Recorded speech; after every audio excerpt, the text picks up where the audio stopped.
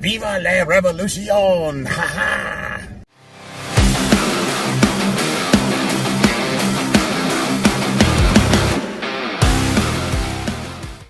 I love debating collectivists. I sincerely do.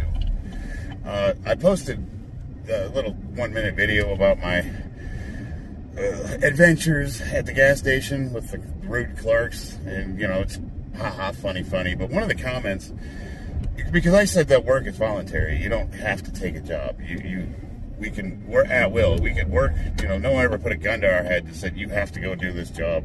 We're not slaves. You can choose to get better employment. Now, if you're incapable of getting better employment, you can get it. You can take personal responsibility. This is my argument. You can take personal responsibility, get your skills better, make yourself more valuable, get a better job.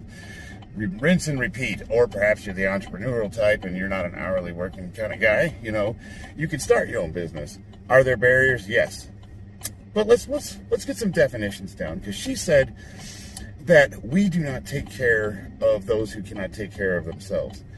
I want to tell you about my sister. My sister lives off of the state. She has never had a job in her entire life. Now, she gets $800-900 a month from the state. Is that all? Can you live on that? No. But she also gets a housing voucher, and they pay up to $1,500 in rent, and then she has to pay like a small, tiny percentage of that. So she gets her housing paid for.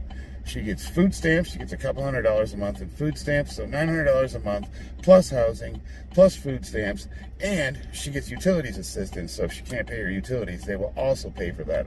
And she has free health care. She has better health care than I do. She could just go to any doctor in the state that accepts Medicaid or Medicare, whatever the hell it is, and she can walk in. She has dental. She has neurology. She's got all the physical stuff, all the doctors, any referrals she needs, she can go get done. Now, are some of those procedures limited? I don't see any difference between the quality of care that she receives and the quality of care I pay for. So, you tell me, here's a person that's never worked, has no responsibility, doesn't do anything to better themselves, lives off the state, and yeah, is it lavish? No. But should it be? You're trying to tell me that we're supposed to provide her with, a mansion, all the accoutrements of life that we all have to work for, and she doesn't have to put anything into it at all. All she has to do is simply exist, and your complaint is we don't pay them enough. Are you joking? Now, people fall through the cracks. When I was a homeless veteran, homeless, mind you, nothing. I had zero. I had nothing. I joined this organization called U.S. Vets, and they help veterans get back on their feet. They're assisted by the state. You go in there, you check yourself in, and they'll house you. And if you're a drug addict or an alcoholic like I was, they'll put you through a recovery program, and then they'll help you find work. What we would do is on the weekends, we would go out and we would look for other homeless veterans. And we'd find them in the gutters and in tent cities, and we would try to convince them to come back. Many of them didn't want to. They were perfectly happy living in their tent. I had one guy, he came back just to get his teeth fixed, and as soon as he got his teeth, he went back to his tent. We went and looked for him, and when we found him, we asked him, "Why did you leave?" And he said, "I never had any intentions of staying. He said, I just wanted to get my teeth fixed." He was content. He said that he has no responsibilities. It's totally free. He can do his drugs and be left alone. That is his prerogative. Now, mind you, most of them were looking for a way out, a better life. But then it comes back to personal responsibility. In order for them to get that better life, there were steps they had to take. One, they had to get off the drugs and alcohol and go through a recovery program if that was the issue. Two, they had to do, if they had no skills whatsoever, like they needed a GED or what, they had to go to classes for that. 3, they had to participate in the community. They had to serve food at the food line. They had to clean up. There was some task that they had to accept while they were staying there. They just couldn't stay there for free and do nothing. And they also had kicked them out during the day. So you woke up in the morning and you had to be out of your room until it was time you could come back. You could run to your room and get stuff, but you couldn't be in your room just sleeping all day. They just wouldn't allow people to exist They were trying to cultivate personal responsibility. And that's what it comes down to. Now, she's saying that work is not voluntary, that you have to, and these people, they can't get better jobs. Well, one, why are you deciding what people are or are not capable of? Is that based on your own personal experience?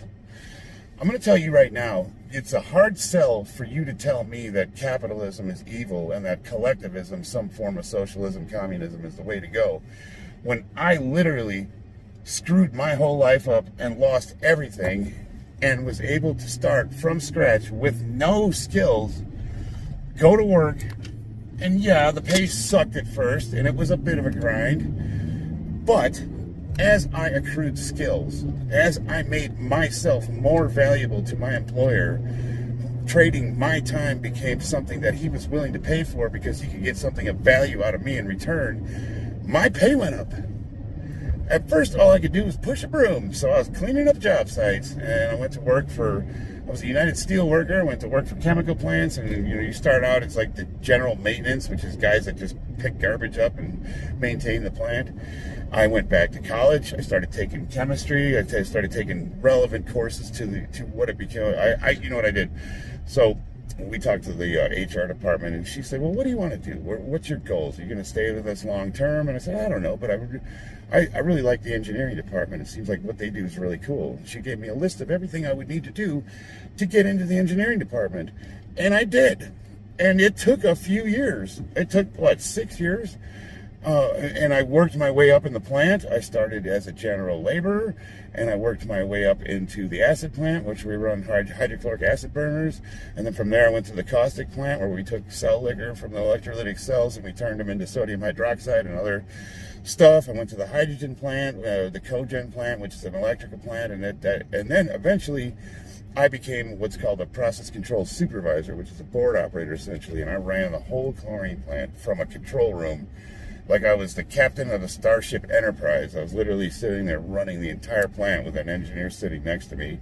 And we would, you literally have control of the entire facility from a control room.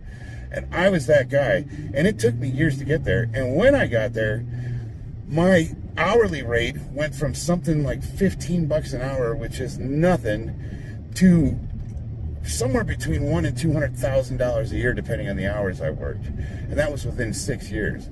Now, are you going to retire and be in a mansion and buy a yacht with $100,000 a year? No, but you can certainly support yourself. And for a dumb Marine like me, to start from nothing and work my way up to $140,000, $150,000 a year, and it was all on me. It 100% on me to take control. I had to go to those courses. I had to decide. And now I can hear some of you right now saying, well, yeah, but you're white. I'm going to tell you right now, I was a minority in that plant. And my boss, I think my boss was Hawaiian. He was some sort of Pacific Islander. Some of the guys that were over me were black. We had a lot of Latinos working in the plant.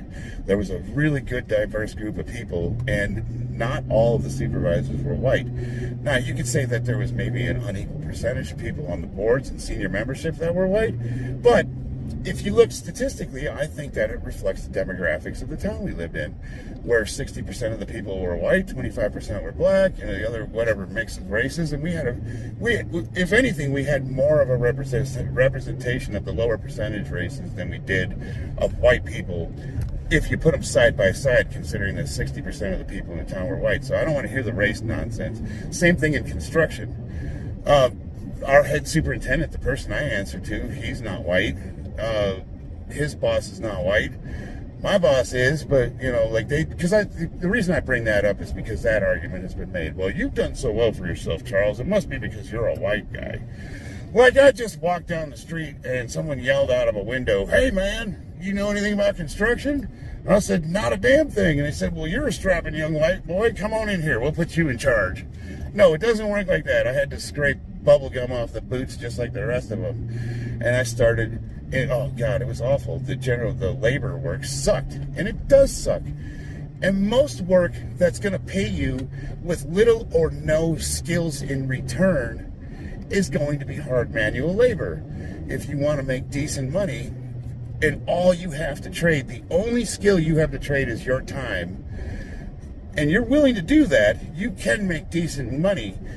And you can get stuck doing that. They could do that for the rest of your life. And I know laborers who have retired and have done really well for themselves. They've bought houses, boats, new cars.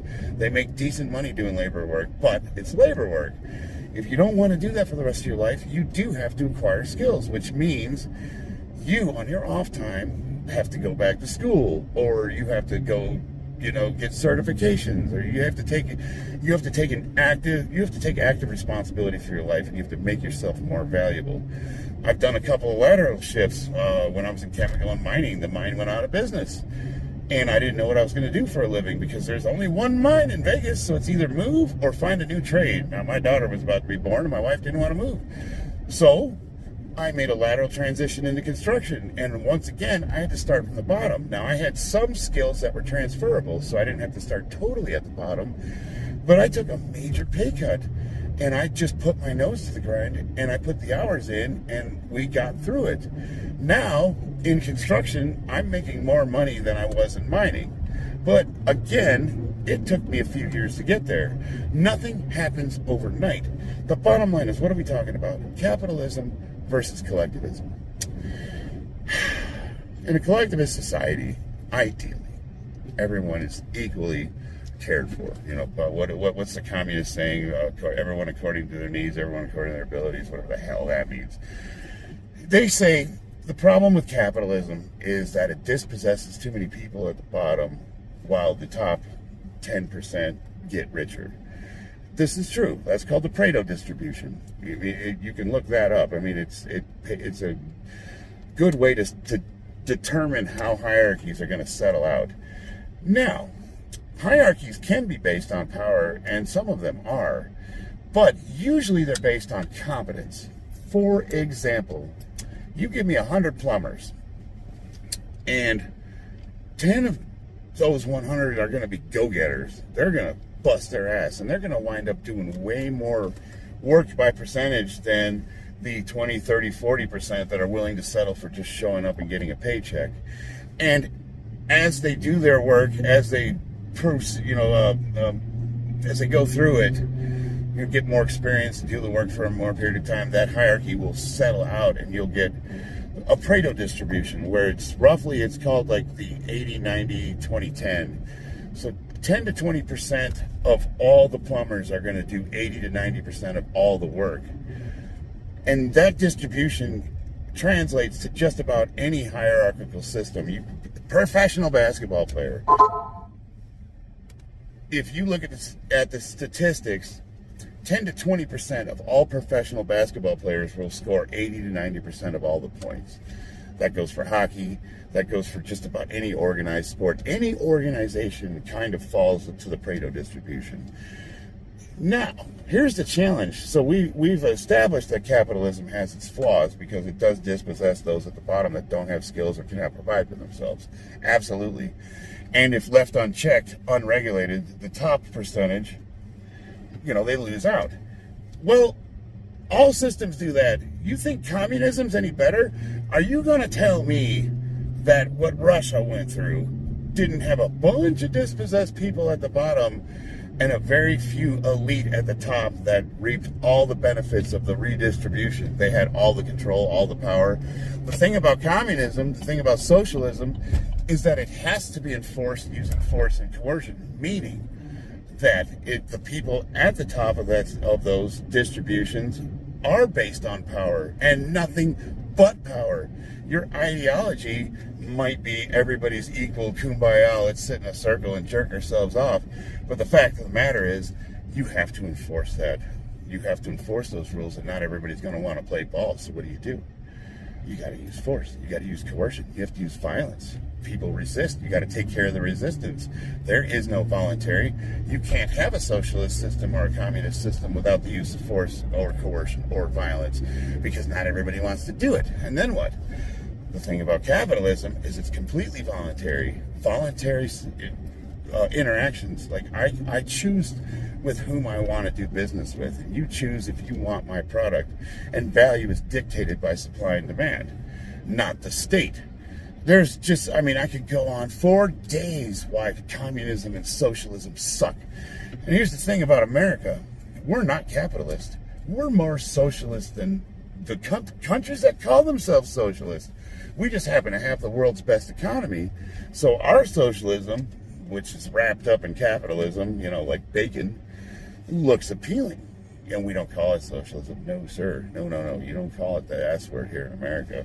No, but listen, what is it really? What is welfare? What is, what is when people are on disability? Like, what is that? That is the redistribution of wealth. That's giving something from someone who produced, taking it from them and giving it to somebody who doesn't produce. Now, that might not be their fault. Maybe they need help. And I'm not arguing against entitlement programs. I'm not saying we shouldn't help the people that can't help themselves. But what I am saying is, let's not call it capitalism when it clearly isn't. And to wrap this argument up, that's also not saying that I'm for our system. Our system dictates who you can buy and sell and do business with. And they have a way of eliminating competition. You know, the interest rates, like our interest rates, we've been lending money at an all-time stable 3% low. The thing is if you do that, all the lenders are operating at a loss. They can't lend at 3% in perpetuity. It just doesn't work that way. They have to be able to raise rates, otherwise that money's coming out of their pockets. So what happens? All the small competitors go bankrupt. And now we're seeing large banks go under because of government intervention. Now, government intervention is keeping us from inflation. Yeah, right. No, we're suffering mad inflation rates, but it just so happens that right now, even with the inflation, our currency is still the most stable in the world. As bad as the dollar's doing, it is the most stable. You know, if you had $1 million in the bank, well, it doesn't matter what you have in the bank. You have all your life savings in the bank. Within 9 years, you will have lost 100% of the value of what you have in savings. So you can't even save money anymore. If you save money, you're basically spending it with it just sitting there. But communism and socialism suck. Anytime you have to use a gun to enforce your system, and legislation is essentially a gun, because what happens if you don't follow legislation? You're breaking the law. Anytime you have to use force, violence, coercion, any kind of bullying tactics, the government, police, to, enforce your edicts, I don't even have the words for it, at the barrel of a gun.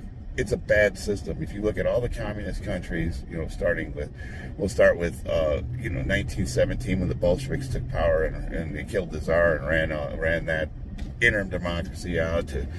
We'll talk about China with Mao Zedong. We'll talk about Cambodia with Pol Pot, where he killed 1/3 of his population. He murdered anybody that had a degree or any kind of competent skills. Now, capitalism's not without its flaws, and it's not without its problems. And, again, it does dispossess people at the bottom. But it's a voluntary system, and there's no other system where you can start with nothing and build yourself up into whatever you're able to accomplish. If there's barriers or not, you can't just become a billionaire in Russia. You can, even if your chances are small, you can in America.